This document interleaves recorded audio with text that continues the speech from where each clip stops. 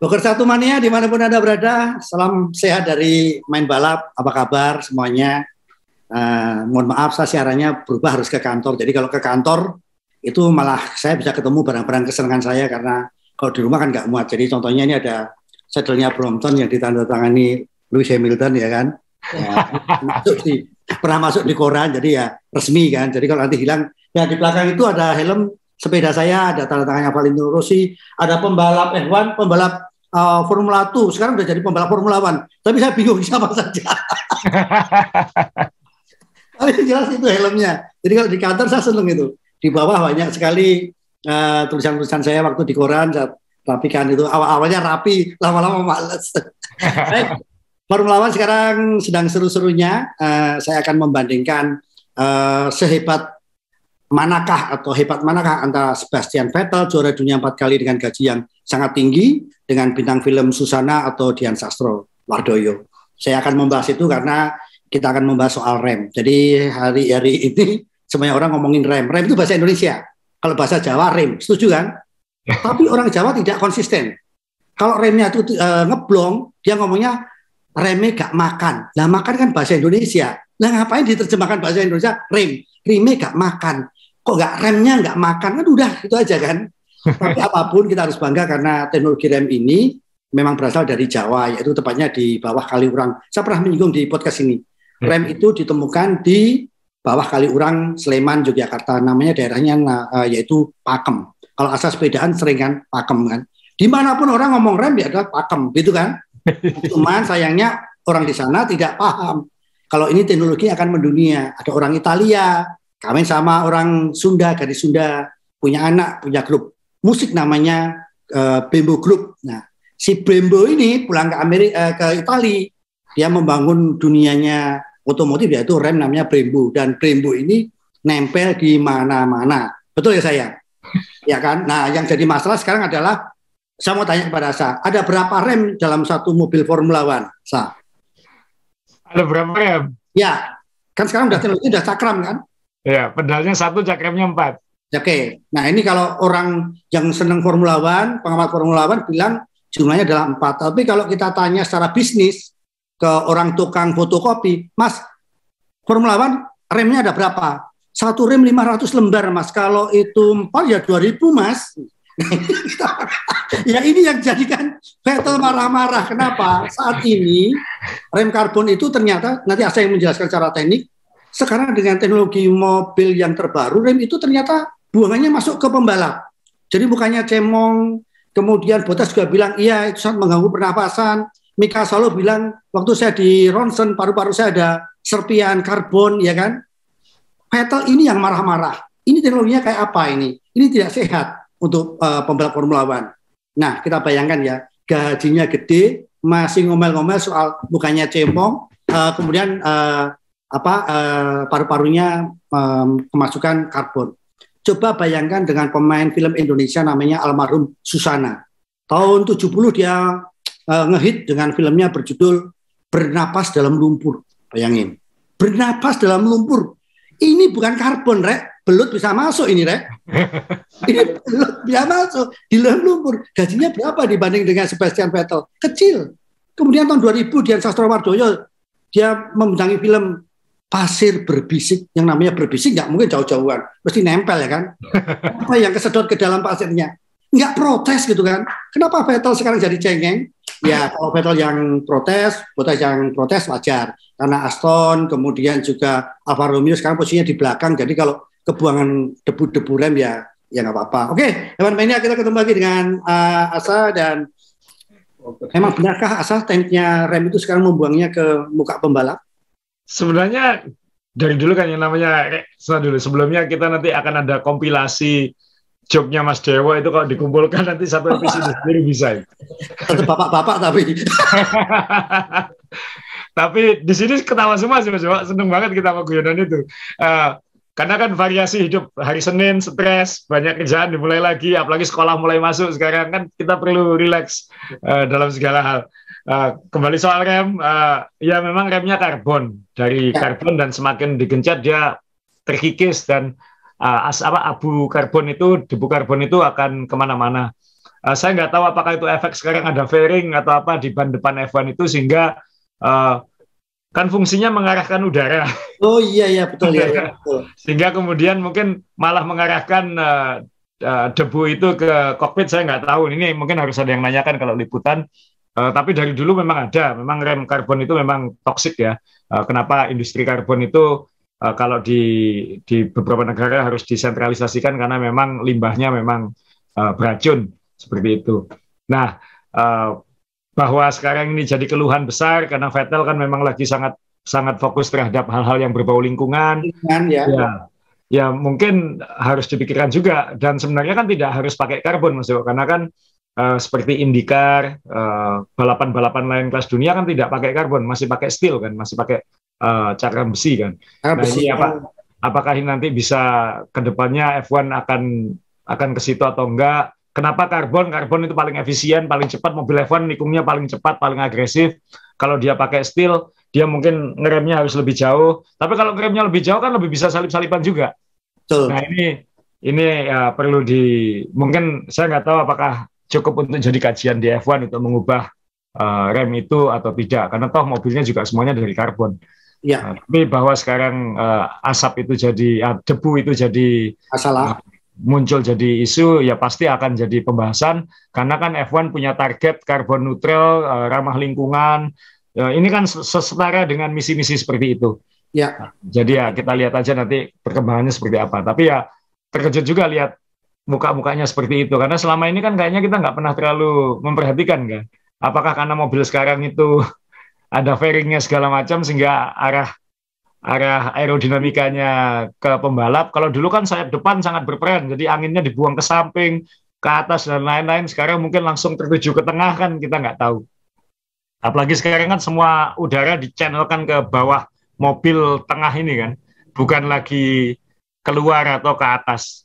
Ya mungkin efeknya ke pembalap. Ini saya bukan pakar aerodinamika dan yang jelas saya bukan pembalap F1, jadi ya kita mungkin saya mungkin kalau ketemu atau email teman nanti saya titip pertanyaan itu aja, benar nggak ini?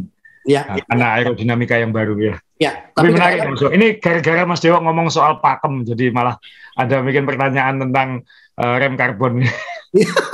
Loh enggak, saya juga penasaran karena begini saya. Jadi rem itu fungsinya untuk menahan laju mobil, mengurangi laju mobil.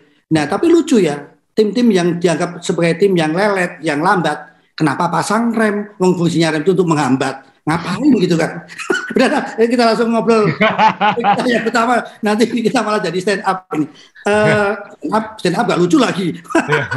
Oke, kita sudah memasuki paruh tengah-tengah dan kita merasa minggu kemarin kita minggu yang sepi, ternyata nggak ada balapan. Saya udah cari kemana-mana nggak ada balapan. Ternyata benar kita benar-benar merasa kesepian.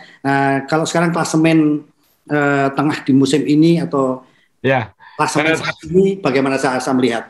Kita memang biasa tahun lalu, tahun pertama kita podcast kan kita bikin tengah musim, rapat tengah musim, tapi tahun ini kita bahas minggu lalu kita ingin geser setelah Hungaria karena setelah itu ada summer break, jadi ada waktu untuk membahas yang non balapan, karena apalagi ini weekend ini ada Prancis, minggu depannya langsung Hungaria, jadi kita akan fokus ke persaingan sekarang Mas Dewo. Jadi tapi karena ini tengah musim memang ada klasemen dari F1 sudah dirilis klasemen dibandingkan klasemen 2022 setelah 11 lomba dibandingkan dengan musim lalu.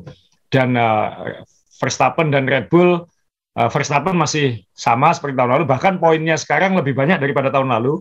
Verstappen tahun lalu pada setelah 11 lomba hanya 187 poin, sudah 187 poin, sekarang malah 208 poin, jadi 21 poin lebih banyak dari sebelumnya. Leclerc pastinya melonjak ya, tahun lalu hanya 80 poin, tahun ini 170 poin. Jadi ini persaingan juara dunianya.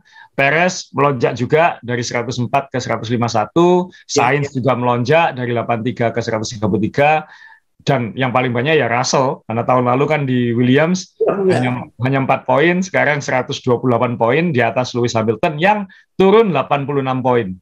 Karena tahun lalu setelah 11 lomba, Hamilton yang memimpin klasemen. Sekarang dia ada di peringkat 6.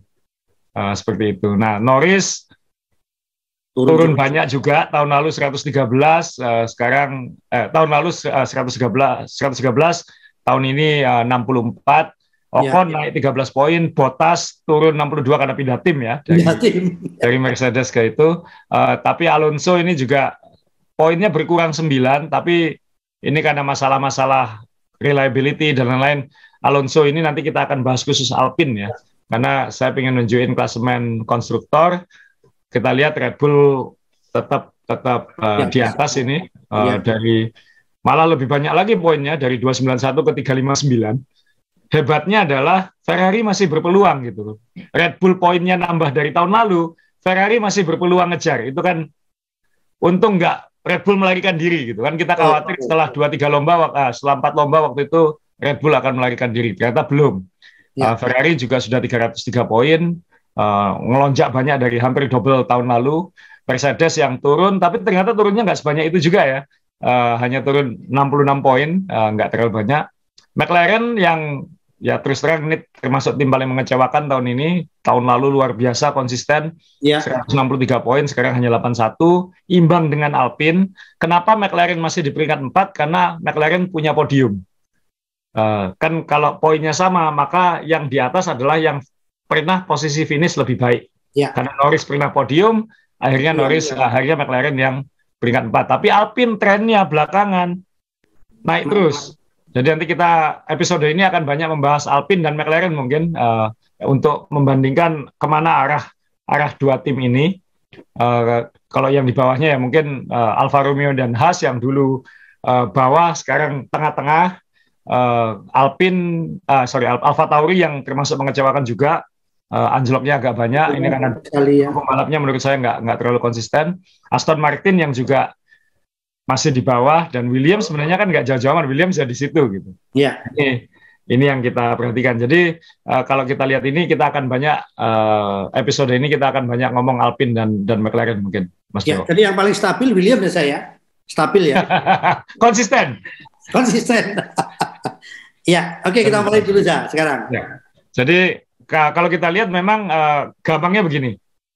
Di 2 lomba pertama seolah-olah Ferrari melejit ke depan. Kemudian Red Bull menyodok jauh ke depan, dan 2 lomba terakhir Ferrari menyodok lagi meskipun poinnya belum sebanyak Red Bull, tapi 2 tim ini sekarang saling berebut di depan.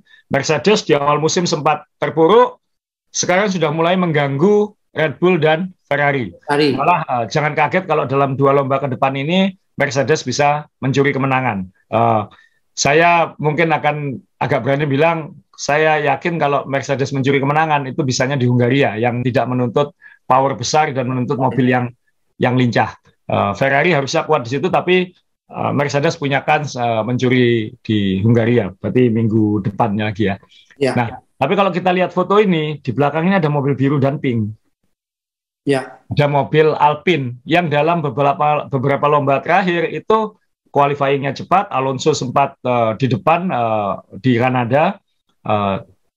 Ocon juga finish nomor 5 kemarin, dan kalau tidak menghadapi masalah reliability, mungkin Alpine poinnya jauh lebih banyak sekarang. Ada yang menghitung ya, kalau nggak salah The Race itu kayak channelnya maupun websitenya bilang Alonso aja mungkin sudah membuang 50 poin di separuh musim ini karena masalah ketahanan atau kecelakaan-kecelakaan. Jadi bisa dibayangkan kalau Alpine tidak membuang poin itu, dia kan lebih dekat.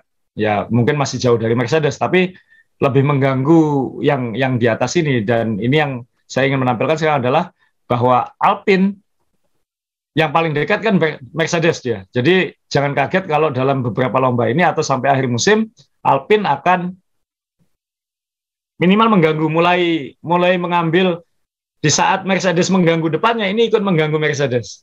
Dan ini akan meramaikan persaingan tengah atas. Saya yakin nanti kalau trennya seperti ini terus, Alpine yang akan peringkat 4, bukan McLaren. Walaupun saya penggemar McLaren berat, tapi saya sekarang sudah siap menerima kenyataan kalau Alpine lebih cepat. Tapi ini juga agak match, Mas Jo.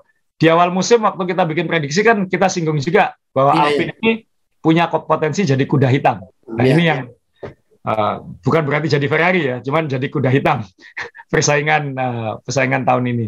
Nah ini yang kita tunggu. Kalau kita lihat di Azerbaijan kan sempat bertarung nih Ocon dan Lewis Hamilton misalnya.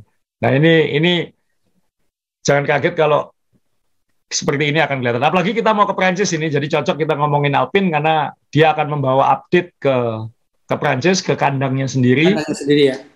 Untuk meraih hasil lebih baik. Ya. Itu yang Alpine. Ya, soal porpoising yang katanya mengganggu dan katanya juga regulasi disesuaikan gitu, sehingga ada beberapa tim yang diuntungkan. Apa itu yang membuat nanti semester kedua itu akan semakin seru, atau karena semester 1 banyak yang kedodoran termasuk Mercedes yang punya SDM luar biasa, punya duit luar biasa, kemudian kedodoran tinggal sekarang mencontek Ferrari atau mencontek Red Bull, dan kenyataannya ini bisa menjadi berbeda nanti pada saat semester kedua. Persaingan akan semakin ketat, Sa. Kalau Asa melihat bagaimana, Sa? Jadi ya betul, ini sekarang kalau soal teknis sekarang semua ngomonginnya tentang technical directive dari FIA tentang porpoising kan. Jadi tim-tim ini akan diketati, jadi dalam beberapa lomba ini akan diamati datanya seberapa banyak vertical oscillation itu atau naik turun porpoising itu, dan itu nanti akan diregulasikan, dipaksakan karena belum diregulasikan kan, jadi masih diimbau dan diarahkan itu lewat lantai. Saya mau pasang foto ini mobil Mercedes ini sebenarnya ketika diangkut, ini kan ada yang namanya, ini penggemar F1 pasti sudah tahu bahwa di dasar mobil F1 sejak tahun 94 itu ada kayu. Ya. Ada papan kayu, plank ini. Tujuannya apa? Dulu untuk memaksa supaya mobil-mobil itu tidak terlalu rendah. Jadi kalau ini terkikis habis, maka kamu akan didiskualifikasi. Karena untuk alasan safety dulu. Karena ini termasuk merespon meninggalnya Ayrton Senna dulu tahun 94. Nah, jadi untuk mencegah mobil terlalu rendah, karena mobil kalau terlalu rendah ketika bottoming, gitu dia bisa kehilangan kontrol dan itu berbahaya. Jadi untuk memaksa mobil-mobil tidak terlalu rendah dipasangi wooden plank, dan ternyata dengan era ground effect sekarang, yang sekarang sayap-sayap mobil F1 itu kan banyak di bawah, ya. Bukan di atas, tetap ada wooden plank ini untuk memastikan mobil-mobil ini tidak terlalu rendah. Nah, ternyata ada indikasi beberapa tim menggunakan plank ini untuk membantu aerodinamika. Pinter ya. Caranya bagaimana? Ini kan kalau kita lihat ada skid plate-nya, ada beberapa titik-titik ya semacam baut untuk memasangkan ke lantai ya. Ya. Jadi selama ini ternyata FIA hanya, ya ketahuannya sekarang gitu, ternyata untuk mengukur memastikan plank ini tidak lentur, itu hanya diukur bagian depannya saja. Nah, jadi ada tim-tim, saya kira teman-teman tahu siapa, yang kira-kira tidak terlalu bermasalah dengan porpoising lah ya. Itu bagian belakang kayu ini itu lebih lentur, sehingga apa ya, tidak. Jadi ketika bottom ini dia tetap di atas gitu. Jadi dan menjelaskannya sulit karena ini hal-hal yang sangat halus, tapi secara aerodinamika luar biasa dampaknya. Ya. Apalagi karena sekarang semuanya di bawah. Jadi sekarang FIA kayaknya akan mengukur lebih panjang lah gitu. Jadi kan tim-tim ini kan gini Mas Yo. Oke, regulasinya seperti apa? Planknya harus seperti ini. Tim-tim akan bertanya Mas Yo, kamu cara ngukurnya gimana? Oh iya, jebakan Batman ya. Kamu nanti cara ngukurnya gimana? Oh ya nanti kita ukurnya akan begini. Oke, gitu aja udah. Karena dia ngukurnya gitu, saya ginikan. Ya ampun, nah, Mas betul. FIA nanti sebenarnya hanya akan mengubah cara ngukurnya, gitu aja sebenarnya. Ya. Inilah Formula One ini kan jujur ya, ini kan memang isinya ya antara aturan dan bagaimana mensiasati ya. Jadi kalau kita ngomong batasan ini dosa atau tidak, saya nggak tahu ya, saya tipis-tipis. Semua tipis-tipis. Dan sebenarnya kan bisa gini, kalau dia nggak pengalaman, dia nanyain gini, oke aturannya bagaimana? Seperti ini gitu. Ya. Kalau dia nggak pengalaman, dia bilangnya gini, kalau saya gini kan boleh nggak? Nah, kalau dia ngomong kayak gitu, tim-tim lain tahu kan, karena ini harus terbuka kayak gitu. Jadi pertanyaannya adalah, kamu ngukurnya gimana? Supaya FIA nanti harus ngasih tahu, aku ngukurnya kayak gini, dan tim-tim lain nggak tahu ini mau diapain. Gitu. Ya. Ada nggak ya di Formula One itu edisi tobat itu. Jadi orang-orang yang ngakali aturan-aturan ini kayak kita lihat di mana NetGeo itu kan ada X-file ya. Jadi file-file lama dibongkar. Oh dulu gini toh. Oh kejadiannya gini toh. Nah ini kan sebenarnya seru juga ya. Jadi orang-orang yang pintar-pintar ngakali ini menceritakan bagaimana. Mas, ada perkumpulannya Mas. Namanya FIA kan, karena sekarang Ross Brown yang di F1 kan, Ross Brown dulu tukang ngakali aturan. Timnya Ross Brown ini kan orang-orang yang dulu bekerja di F1 yang kerjaannya menyiasati aturan. Jadi mereka yang bikin aturan itu. Tapi ternyata mereka pun sekarang disiasati juga kan? Iya, gantian ya. Wah, jadi memang hukum alam ya. Jadi siapa yang berkuasa, sekarang gantian siapa yang grogoti dengan cara-cara kreatif ini. Ya, padahal F1 ini kan sudah maling ngawasi maling kan gitu. Begitu rumitnya ya. Jadi makanya saya tuh pengen sekali-sekali asa ngomongin sepeda. Karena bukan apa. Bagaimana balapan sepeda timnya itu dibentuk dengan nanti dibandingkan dengan Formula One. Kemarin kalau teman-teman ini mumpung di Prancis agak melebar ya, kita nonton Tour de France ini ya di etapa 11 12 ya, yang pembalap Ineos yang waktu turunan itu bisa 100 km per jam dengan skillnya kayak MotoGP itu, lihat ini ini banyak kecil, nggak pakai pengaman, speed bisa 100, bayangkan. Saya sampai gini, ini gila orang ini sinting ini, kalau habis gitu. Kalau MotoGP kan banyak pengamannya saya. Ya, terus terang saya sendiri waktu di Itali turunan saya 96 km per jam pernah Mas, turunan naik sepeda balap. Nikung gitu? Iya, karena kalau di Eropa kan memang jalannya mulus, dua tikungan-tikungannya bankingnya itu benar, jadi kemiringan tikungannya itu benar. Jadi kalau kita nggak kayak di Indonesia yang kadang-kadang kita bisa lompat ke sebelah kayak gitu. Jadi memang tikungan-tikungannya itu enak ya dibuat ngalir ya, ngalir. Kayak trek ya. Betul, dan tikungan-tikungan itu tidak terhalang warung, tidak terhalang tumpukan sampah. Petugas yang nyebrangin cepean gitu nggak ada ya. Tidak terhalang rumah warga, tidak terhalang rumah warga. Jadi kita bisa ngelihat kita mau kemana. Jadi memang sebenarnya pembalap-pembalap Tour de France dari dulu nikung-nikung bisa 115 km per jam pernah. Itu bukan sesuatu yang istimewa sebenarnya. Saya pernah 96, lebih dari itu nggak berani. Tapi ipar saya pernah di atas 100. Ya, ini kan jadi kan nanti sekarang kita bahas ya bagaimana memanage tim selama 21 hari balapan 150 kilo dengan Formula One. Kita peraduan antara mesin dengan orang. Kalau sepeda kan orang yang kita adu kan gitu kan. Kayaknya seperti itu kan. Oke. Semua pasti butuh manajemen lah, semua pasti manajemen. Tapi memang Mas Dewa, pertanyaan tentang porpoising ini penting karena kalau kita ngelihat persaingan di atas nanti, kan kita sekarang secara resmi belum tahu siapa yang akan terdampak oleh imbauan itu. Imbauan itu ya. Kan ini belum regulasi. Regulasinya akan 2023. Oh. Jadi rencananya sekarang sudah diawasi. Tapi baru akan di-enforce, baru akan diberikan sanksi di Belgia. Jadi ada 2 lomba, jadi ada Perancis sama Hungaria ini yang mungkin tim-tim akan bereksperimen untuk memastikan ketika nanti di Belgia dia tidak kena sanksi, kayak gitu aja. Nah, apakah itu termasuk berpengaruh kenapa Red Bull mulai terkejar? Kita nggak tahu, belum tahu.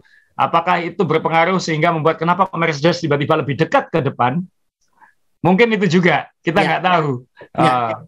Nah, apakah gara-gara itu Haas tiba-tiba menyodok lagi ke depan? Kita nggak tahu kan, mereka tidak cerita kayak gitu. Tapi nanti di Belgia kita akan melihat ketika imbauan itu dipaksakan, baru kita akan tahu petanya nanti akan berubah seperti apa. Jadi itu nanti memang pembahasan untuk second half nanti. Karena nanti apakah akan berubah banyak peta kekuatan? Mungkin ya enggak. Apalagi sudah tengah musim, setelah liburan, banyak tim-tim mungkin sudah melepas 2022 langsung fokus ke 2023 karena percuma kita apa-apain juga nggak bisa lebih banyak lagi gitu. Tapi itu akan cukup berpengaruh. Tapi dari semua tim ini sekarang kita kembali ke Alpine Mas Dewa. Memang yang paling optimis Alpine. Dan Alpine ini Mas Dewa, dia ada ini saya nampilin gambar Alonso ya. Ada 2 yang saya ingin bahas tentang Alpine ini. Satu tentang strategi mereka untuk semakin dekat ke depan dan meninggalkan McLaren. 2 bagaimana itu menentukan pembalap mereka untuk tahun depan. Karena kan kontraknya Alonso habis. Dan ada yang antri nih di F1. Nah, soal performa, Alpine ini kan nggak ngejar kejuaraan dunia. Jadi dia misalnya mau membakar mesin, mau meledakkan mesin, dia nothing tulus. Aku kena penalti, aku 3 lomba bagus, kena penalti 3, aku nggak apa-apa. Yang penting 3 lomba itu aku spektakuler. Kan kayak main kartu Mas Dewa. Aku mau ngeluarin kartu atau enggak kayak gitu. Nah, Alpine ini mungkin sudah punya target ini dalam beberapa lomba ke depan. mana balapan yang aku kejar dan mana yang aku korbankan. Ya. Pasti nanti weekend ini pasti dikejar karena di Prancis di kandang sendiri mereka akan bawa update. Mungkin kondisi mesinnya mungkin dipilihkan yang fresh karena mungkin penaltinya sudah diambil kemarin. Dan di lomba-lomba sisa musim dia siap kok buang satu lomba. Ini mesin aku ledakkan sekarang, jadi aku nanti di balapan berikutnya aku pakai semua komponen mesin baru. Jadi aku fresh. Dan mesinnya kan lumayan gitu. Di Kanada dan Austria kan menunjukkan kalau mereka punya speed yang bagus gitu. Jadi mereka akan bisa milih. Jadi kalau nanti dia bisa ganggu di Monza misalnya, atau di Belgia misalnya yang butuh trek lurus agak panjang. Dan dia akan bisa mengorbankan, oke, Hungaria aku buang supaya nanti aku di Belgia mesinku fresh semua. Jadi misalnya dia ngambil penalti di Hungaria, dua-duanya start paling belakang, tapi nanti di Belgia atau di Monza aku akan menyodok ke depan. Jadi Alpine punya fleksibilitas strategi karena dia terburuk aku mungkin nomor 5, aku mungkin juga nggak mungkin nomor 3, tapi aku punya potensi untuk development semaksimal mungkin. Tahun depan akan istimewa kan, Mas Yo? Karena dia nothing tulus sekarang. Dia akan bisa hancur-hancuran mesin ini segala macam untuk meraih hasil yang spektakuler plus belajar untuk tahun depan. Dan karena dia bukan tim papan atas dalam tanda kutip bukan 3 besar tahun lalu, dia punya waktu lebih banyak, batasan waktu lebih banyak untuk uji coba di terowongan angin dan lain-lain. Jadi tim ini kalau tahun ini dapat momentum, tahun depan dia akan sangat berbahaya.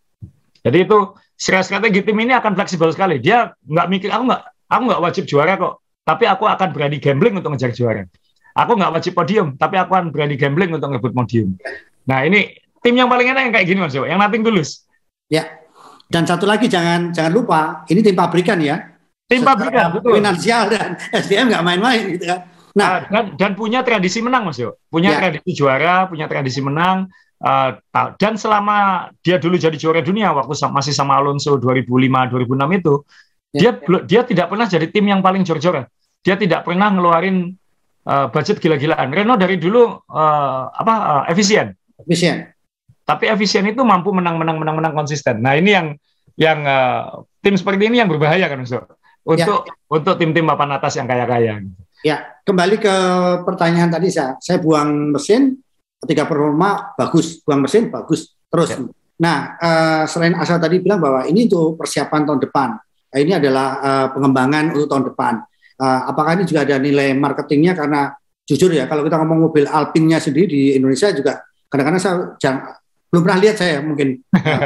Iya kan? Tapi ternyata mobil itu kan ada kan, mobil itu ada mobil sport car ada. Kemudian juga kalau Renault-nya sendiri juga di Indonesia juga Renault juga ya lumayan ya paling banyak. Dia marketnya memang Eropa sih Mas. Ya, Eropa sama satu lagi di Sumatera Utara. Sumatera Utara banyak Renault, kan ada Renault Panggabean dan lain sebagainya. Nah banyak itu kan. Nah apakah ada sisi marketing di situ yang dikejar? Sekalian entertain sponsor dong. Sekalian pengembangan dong gitu. Sekarang saya tanya Mas Jawa, tim yang terus dapat poin, tapi poinnya nggak banyak, tapi nggak pernah mencuat masuk pemberitaan nggak kan? Ya betul.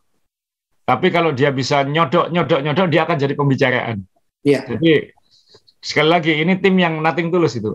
Kalau aku gambling, buang balapan, kejar maksimal, dia akan jadi pembahasan. Jadi secara marketing ini lebih baik gitu. Iya.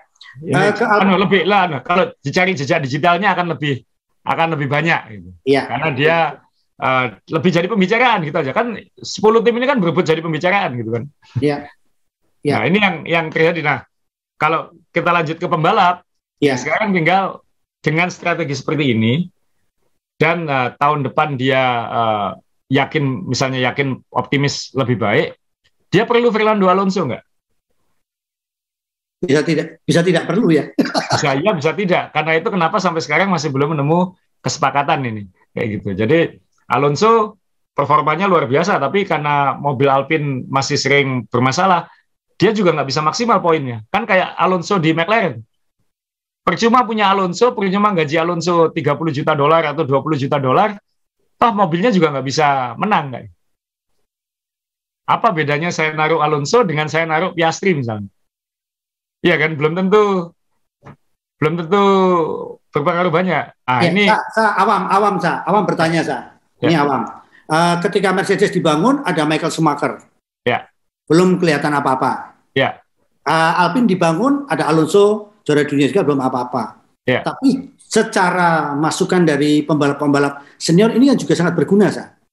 Betul, dia yang bagian bangun dan itu. Nah, dan Alonso ini kan terbukti bisa memaksimalkan peluang kan, Mas. Kayak tahun lalu Ocon menang, kenapa Ocon bisa menang? Karena Alonso bantu blokir pembalap di belakangnya kan waktu itu, Hamilton kan. Ya. Kalau nggak gitu kan belum tentu menang juga Ocon. Betul. Nah, ini Alpine yang sekarang berdiskusi dengan manajemennya Alonso adalah kita tahu kamu juara dunia 2 kali, kamu salah satu yang terbaik di F1, umurmu nggak masalah, kamu tetap luar biasa tahun ini juga. Tapi apakah kamu nilaimu itu $20 juta? Aku bisa ngambil Piastri mungkin hanya 1 juta ini. Dan kalau aku ngambil Piastri 1 juta, 19 jutanya bisa aku gunakan untuk pengembangan mobil lagi. Misalnya seperti itu. Nah ini kan, dan di situasi F1 sekarang, tim lebih punya kekuatan Mas Dewo. Karena kan tim-tim lain sudah penuh ini. Dia nggak mungkin naik ke tim yang lebih baik. Mau pindah kemana? Paling Aston Martin gitu. Mungkin Aston Martin juga nunggu Alpine.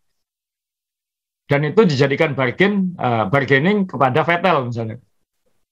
Nah ini, dan Alpine ini punya Piastri yang katanya kalau 2023 tidak dapat mobil F1, dia bisa punya opsi dengan Alpine entah itu keluar atau seperti apa di akhir 2023. Jadi Alpine harus wajib mencarikan kursi F1 untuk Piastri. Kalau misalnya Alonso diperpanjang, maka Piastri harus ditaruh di tim lain. Wah ini, jadi memang silly season tahun ini tidak spektakuler ya, tapi karena marketnya mengecil dan pembalapnya kelas-kelas, ini jadi penuh intrik gitu. Kayak sempat ada gosip, nanti kita ngomong McLaren juga, katanya Daniel Ricciardo mau digeser, masih walaupun kontraknya masih sampai 2023, karena sudah ada antrian. Piastri malah katanya bisa ditaruh di McLaren kalau misalnya Ricciardo benar-benar keluar. Tapi Ricciardo kemudian ngeluarin statement bahwa dia akan tetap menuntaskan kontraknya di McLaren sampai 2023. Tapi sekali lagi, karena sudah ada api dalam di mana ada asap di situ ada api. Iya. Jadi rasanya ini masih fluid juga. McLaren kayaknya masih cari cara juga untuk mencarikan tempat untuk Ricciardo ini. Bisa nggak kamu pindah ke tim itu aja supaya aku bisa pakai ini kayak gitu. Jadi ini intriknya agak seru dan melibatkan banyak pembalap senior. Ada 3 yang senior kan, Alonso, Vettel sama Ricciardo di sini. Nah ini kalau Mas Dewa jadi Alpine butuh Alonso nggak?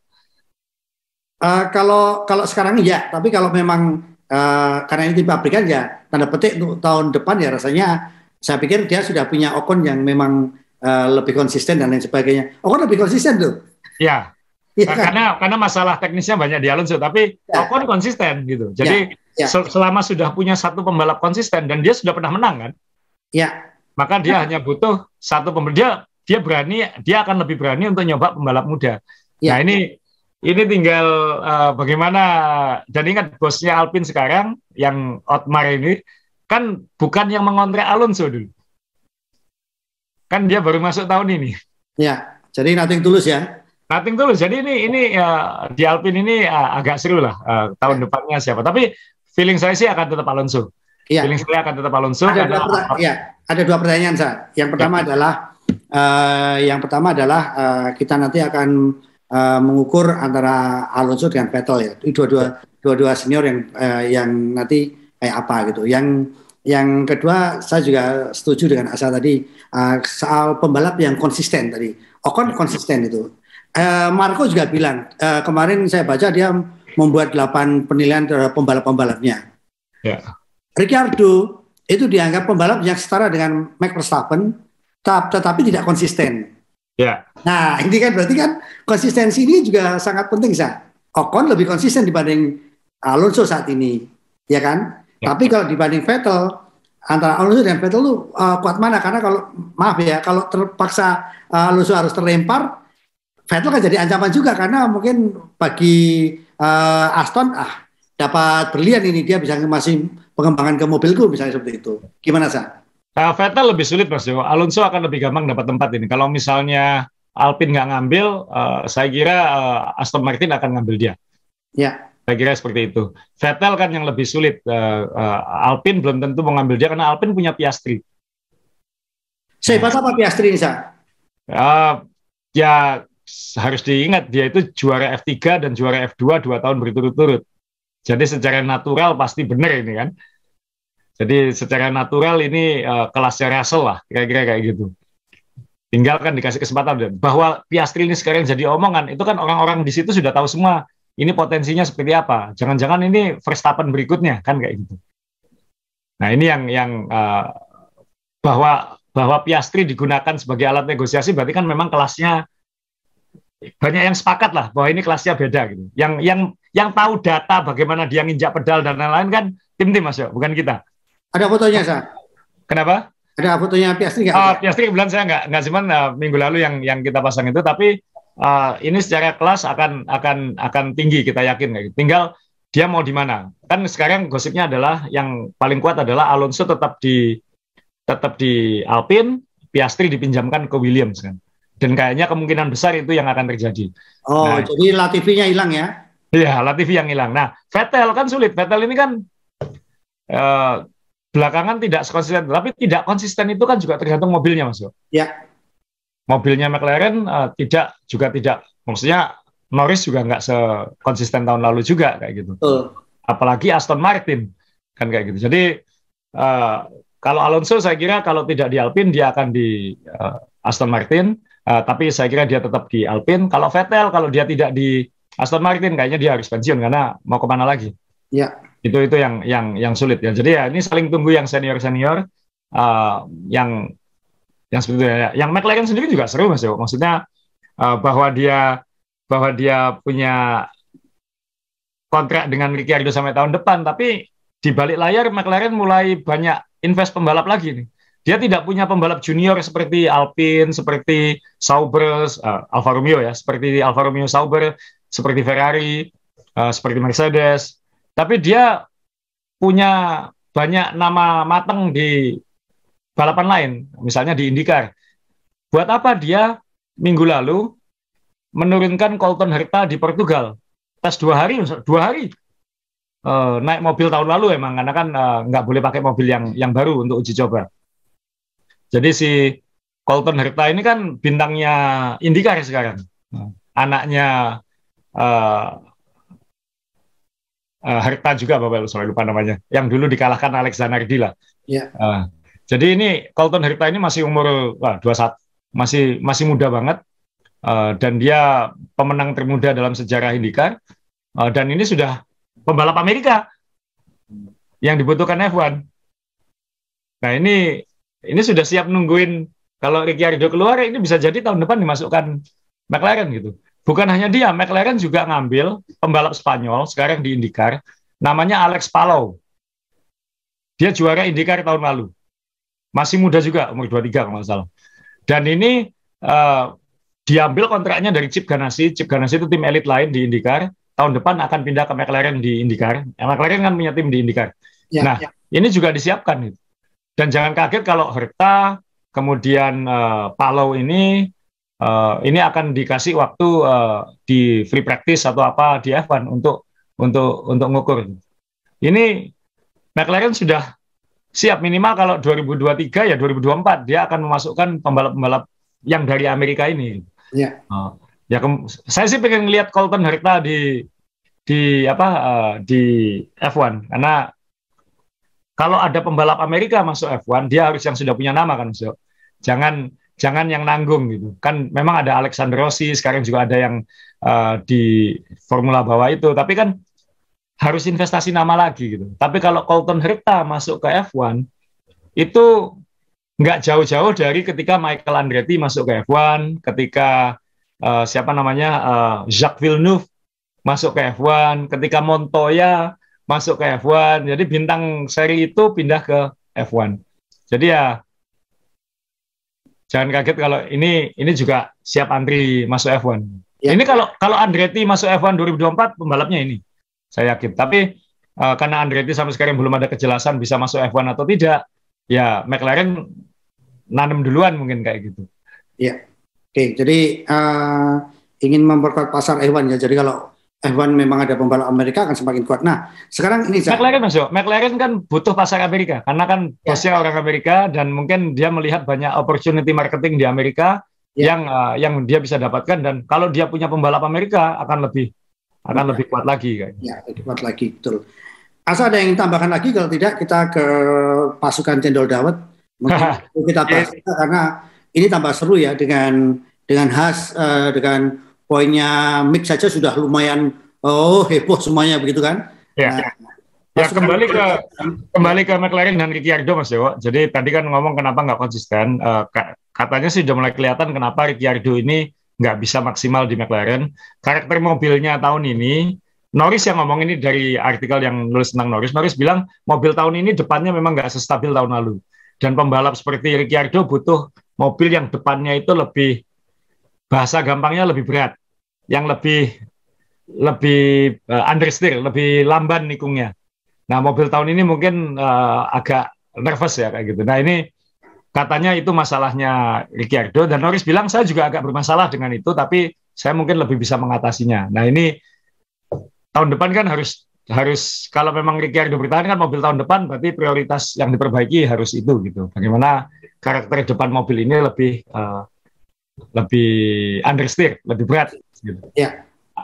Nah, ini di McLaren. Jadi ini masih ya, nanti setelah Hungaria kan ada hampir sebulan musim panas itu akan banyak gosip, pembalapnya akan meledak lebih banyak lagi. Ya. Jadi masalahnya cuma sepele ya, tapi mungkin McLaren karena nggak punya duit, hanya membiayai spring balancing aja nggak kuat itu kan, jadi ya lawan ini kan. Nah, masih ada lagi McLaren, Daniel ada? Enggak, jadi ya tinggal memang papan tengah ya, dua yang di depan ini Mas ya. Alpine saya kira akan di akhir musim Alpine akan di depan McLaren.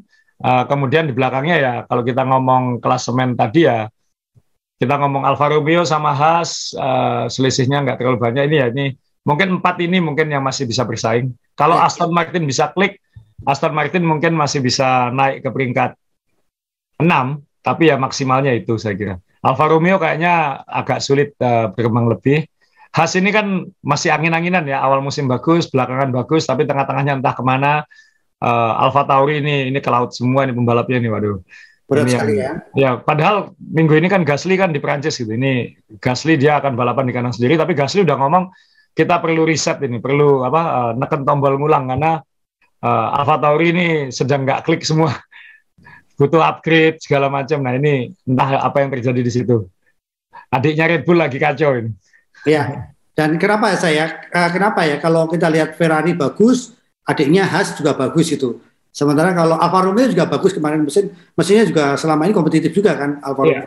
Tapi kenapa Red Bull ini dengan Alfa Tauri kok jauh sekali ya? Kayak benar-benar beda manajemen banget gitu saya. Kalau saya lihat sih belakangan bukan, kalau mesin kan pasti sama dengan Red Bull, nggak jauh lah minimal. Dari segi pengembangan aerodinamika ini ada pertukaran informasi lah, saya yakin seperti itu. Kalau saya melihat sih dua pembalapnya nggak maksimal aja sih Mas Yo. Terlalu banyak bikin kesalahan. Ingat kenapa Zhou Guanyu flip di Inggris? Siapa yang nyelak di tengah-tengah itu? Gasly.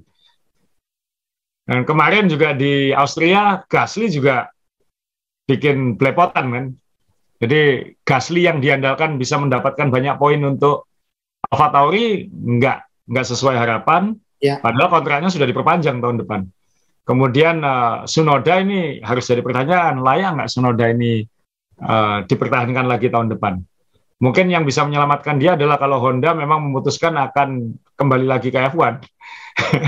Ini Honda kayaknya mulai kognitif dissonance ini, mulai menyesal memutuskan mundur dari F1 kayaknya.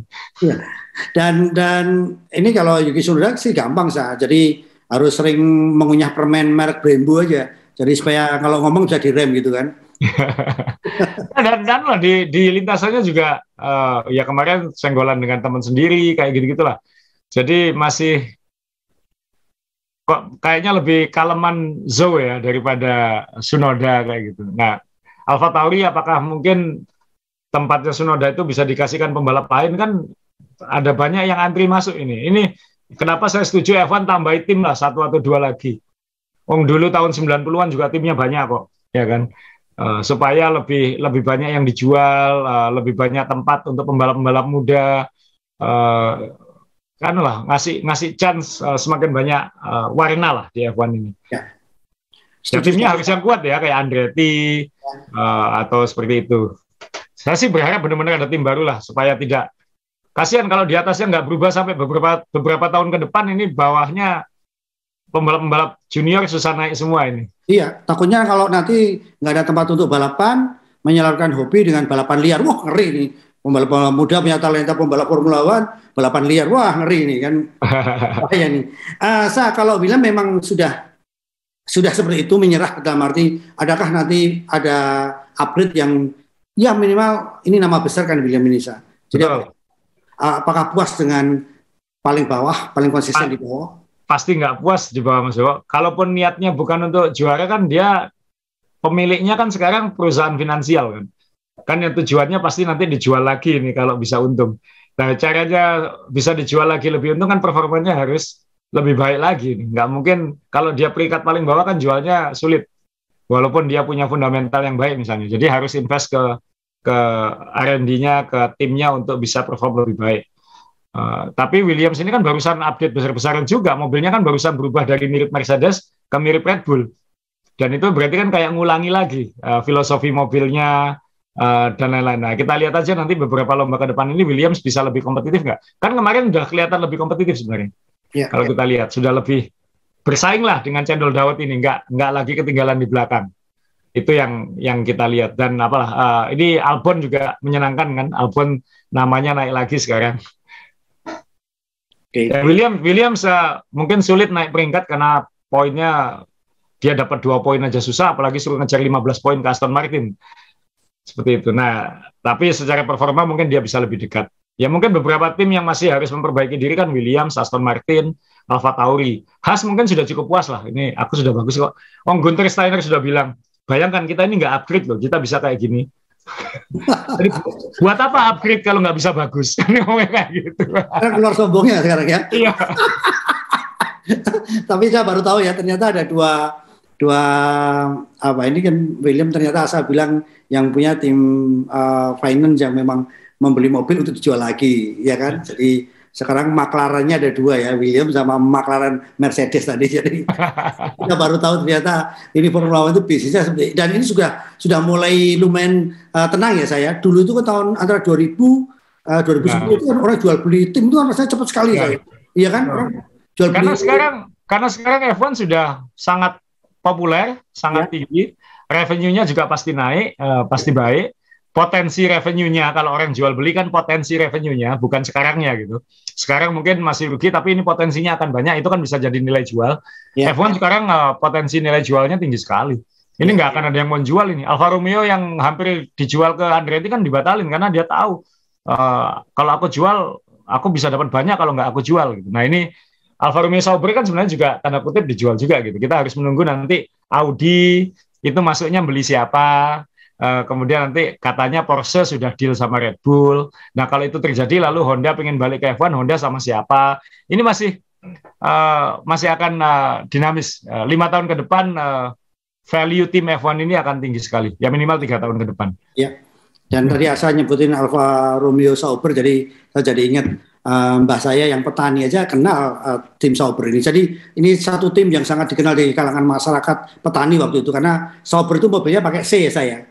Ya C yang waktu C4 ini mbah saya bilang ini padi bagus, C4 ini tahan wereng katanya begitu. C4 dulu namanya. Saya masih ingat waktu masih kecil. C4 tahan wereng katanya. Sekarang kita melihat balapan di Paul Ricard. Ini Paul Ricard ini nama apa sih ya? Paul Ricard, ya nama sirkuitnya, nama wilayahnya namanya Le Castellet atau apa? Saya belum pernah ke sana sih. Nama orang Ricard ini? Jujur saya mungkin teman-teman komen di bawah lah. Paul Ricard itu apa? Saya sih nggak suka sirkuitnya Mas. Saya pikir dia seorang pensiunan polisi, makanya Paul Ricard itu kan, Paul Ricard. Nggak, Paul Ricard. Ini sirkuit yang jelas yang punya Bernie Ecclestone. Oh, serius? Serius ya, ini sirkuit yang dulu dia beli untuk jadi tempat uji cobanya F1. Iya. Jadi ya, ini sirkuit yang kenapa banyak garis-garisnya itu karena memang semuanya aspal. Jadi konfigurasinya bisa diubah-ubah untuk uji coba. Dan secara sirkuit kan nggak pernah populer. Hampir nggak ada sirkuit di Prancis yang populer, Mas. Manikur nggak menarik. Paul Ricard menurut saya juga nggak menarik. Nah ini ya Le Mans lagi. Le Mans kan lurus-lurus terus itu untuk balapan endurance. Jadi secara sirkuit ini sih biasanya secara tontonan nggak terlalu menarik. Tapi kita lihat dengan mobil regulasi baru, kita lihat di Silverstone mobil bisa deket-deketan dan seru, bisa 3 jajar, bisa 5 iring-iringan. Di Austria bisa seperti itu ya. Moga-moga nanti di Paul Ricard ini juga bisa seperti itu mobil baru ini. Jadi kalau di Paul Ricard balapannya bisa seru, itu berarti regulasi baru ini benar-benar berhasil membuat persaingan lebih menarik. Minimal tontonan di sirkuitnya lebih menarik. Tapi secara tontonan saya paling pusing nonton Paul Ricard, Mas. Aduh, cat birunya itu kepalanya. Mulai umur ini. Kira-kira siapa sih nanti di sini? Kalau 4 lomba tengah-tengah ini kan sangat penting, kita selalu bahas itu. 2 lomba terakhir Ferrari yang menang. Tapi ini Sainz kayaknya akan penalti mesin di sini. Sainz kayaknya akan penalti mesin, berarti kan harapannya di Leclerc, dan Ferrari mau nggak mau harus pro Leclerc apapun yang terjadi. Tapi ya jangan-jangan ya Red Bull lagi. Tapi Alpine lah, kita perhatikan semua Alpine bisa seperti apa. Jadi saya nggak berani prediksi. Mercedes punya kans mencuri di sini. Kemudian Alpine punya kans bikin kejutan di sini. Ferrari dan Red Bull, kalau kita lihat persaingan sekarang agak unda-undi ya. Moga-moga seru lah. Tapi seru percuma kalau nggak bisa salip menyalip kan, Mas Yo. Nah, sirkuit ini kan kendalanya dulu tidak bisa salip menyalip. Ya moga-moga tahun ini seru dan bisa salip menyalip. Maksudnya ketat dan bisa salip menyalip. Itu yang saya harapkan. Oke. Ada lagi yang disampaikan, Sa? Enggak, itu aja mungkin untuk episode menjelang Prancis ini. Ya moga-moga F1-nya masih menarik terus untuk ditonton. Karena ya kalau kita weekend kemarin nggak ada tontonan, Mas Dewa, kan kita nggak sabar ada balapan lagi. Yang menyebalkan nanti habis Hungaria itu hampir 1 bulan nggak ada balapan itu nanti. Yang sedih lagi Desember, Januari, Februari, Maret. Iya. Ya, baik kita tutup. Sebelum kita tutup, saya mau mengkritisi apa yang disampaikan Asa. Asa tadi bilang banyak sirkuit di Prancis yang dia tidak suka, termasuk Manikur dia nggak suka juga. Itu bedanya Asa dengan CCCC, dengan tante-tante, dengan mbak-mbak.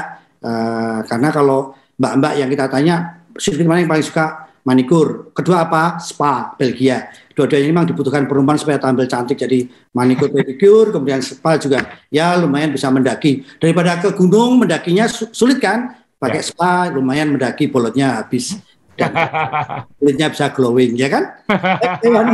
Ewan Mania atau kita sebut Bogor 1 Mania. Terima kasih, dan satu komentar yang ingin saya bacakan dari teman-teman kemarin saya sempat ternyuh adalah podcast ini kita ketemu keluarga ya. Jadi Formula One itu keluarga kecil, di podcast ini kita ketemu keluarga. Jujur saya baru sadar ya, karena tahun 99 saya nge-MC pertama kali nonton bareng tahun 2000 dengan Asa sama-sama jadi komentator dan saya adalah hostnya nonton bareng.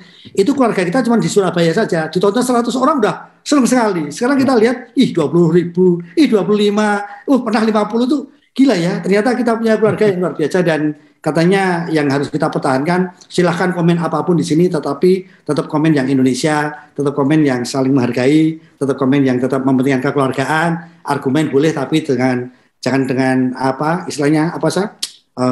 Secara emosi gitu kan. Ya. Jadikan buat apa emosi? jadikan keluarga, ya kan? Ya. Karena di apapun di Formula One itu tujuannya ingin membawa Indonesia lebih hebat lagi Formula One itu. Karena kalau semua pembalap itu ditanya, lagu apa yang Anda suka? Lagunya Rhoma Irama. Apa? Judi Om. Tetap Judi Om. Saya terima kasih. Teman-teman di belakang juga terima kasih. Dan teman-teman yang menikmati obrolan Asa kan selalu ditunggu. Karena komennya selalu asik, dan katanya kalau ada di kenyataan di sirkuit sekarang diomongin kayak kemarin, kok diomongin? Ini gara-gara nonton podcastnya Asa katanya. Lalu saya tuh baca gitu kan, komen-komen gitu. Jadi ya, semoga podcast ini bisa menjadi berkat kekeluargaan kita untuk para pecinta F1. Oke, Asa, terima kasih. Makasih banyak Mas. Ya, dan untuk saya pribadi selalu negative thinking ya. Terima kasih untuk semuanya. Salam. Salam, makasih banyak. Makasih.